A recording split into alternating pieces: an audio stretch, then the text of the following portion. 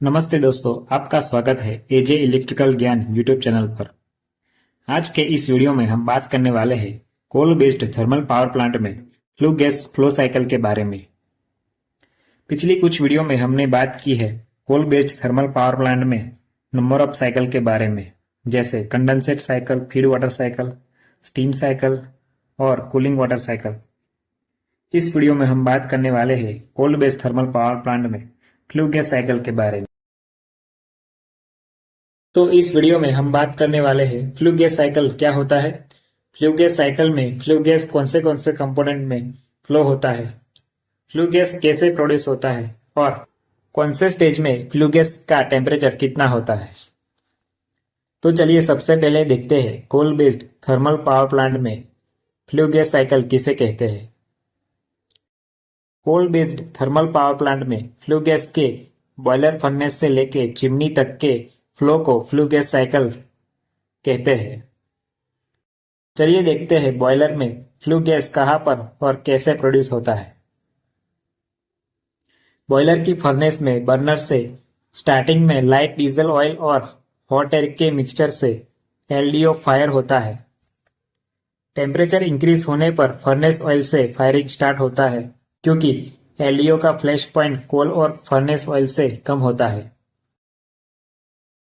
Furnace में temperature कोल के flash point पर आने के बाद पल्वराइज कोल फर्नेस में बर्नर से एयर के साथ नोजल के थ्रू एंटर करता है और कोल फायर होना स्टार्ट होता है।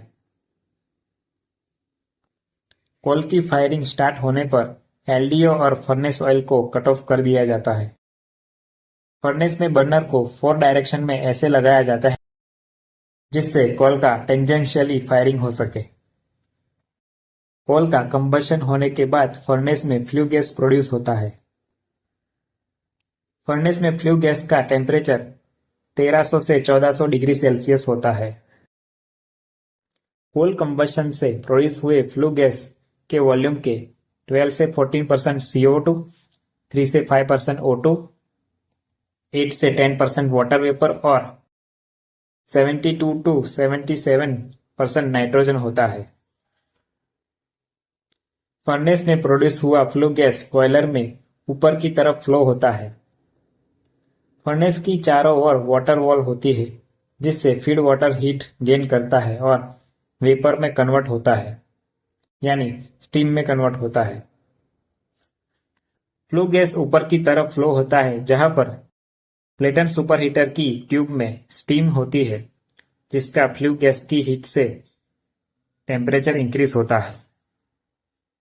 प्लेटन सुपरहीटर से पहले फ्लू गैस का टेम्परेचर 990 डिग्री सेल्सियस होता है और प्लेटन सुपरहीटर के बाद यह 870 डिग्री सेल्सियस हो जाता है। प्लेटन सुपरहीटर के बाद फ्लू गैस रीहीटर की ट्यूब के आसपास फ्लो होता है। रीहीटर में एचपी टरबाइन की एग्जॉस्ट स्टीम फ्लो होती है, जो रीहीटर में हीट गेन करके आईपी टरबाइन में फ्लो होती है। रीहीटर के बाद फ्लू गैस का टेम्परेचर डिक्रीज होकर 690 डिग्री सेल्सियस हो जाता है। रीहीटर के बाद फ्लू गैस फिनिश सुपरहीटर से फ्लो होता है। फिनिश सुपरहीटर की ट्यूब में सुपरहीटर स्टीम फ्लो होती है, जो फिनिश सुपरहीटर में हीट होकर एचपी टरबाइन में फ्लो होती है।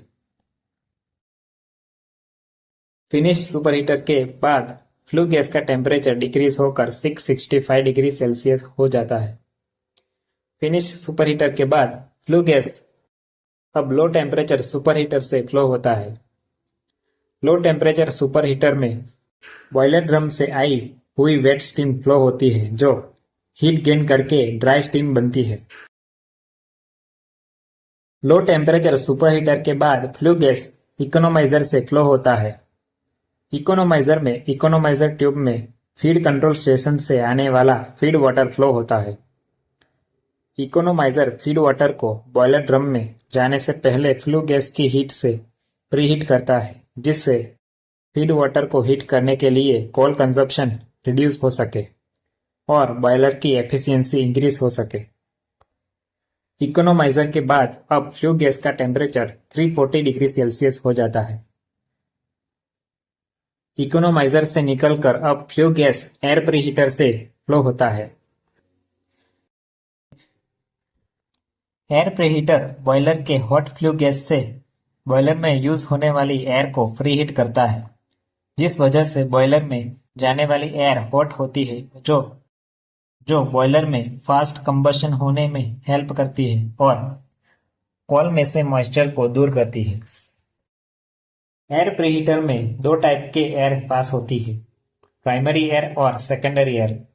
प्राइमरी एयर कॉल मिल से कॉल को फर्नेस के बर्नर तक ले जाती है। सेकेंडरी एयर कंजप्शन को जरूरी हीट और ऑक्सीजन प्रोवाइड करती है।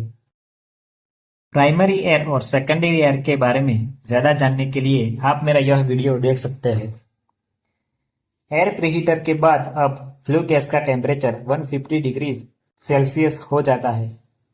एयर प्रीहीटर में से निकलकर अब फ्लू गैस ईएसपी यानी इलेक्ट्रोस्टैटिक प्रेसिपिटेटर से फ्लो होता है। ईएसपी फ्लू गैस में से डस्ट और फ्लाई ऐश को रिमूव करता है, जिससे एयर पोल्यूशन ज्यादा ना हो। ईएसपी 99% डस्ट और फ्लाई ऐश को रिमूव करता है। ईएसपी के बाद 144 डिग्री सेल्सियस टेम्परेचर वाला flue gas induced draft fan यानी आईडी फैन से चिमनी के जरिए एटमॉस्फेयर में छोड़ दिया जाता है।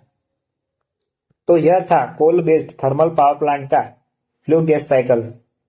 ऐसे ही पावर प्लांट से जुड़े वीडियो देखने के लिए सब्सक्राइब करें एजे इलेक्ट्रिकल ज्ञान यूट्यूब चैनल। मिलते हैं अगली वीडियो में। Thanks for watching.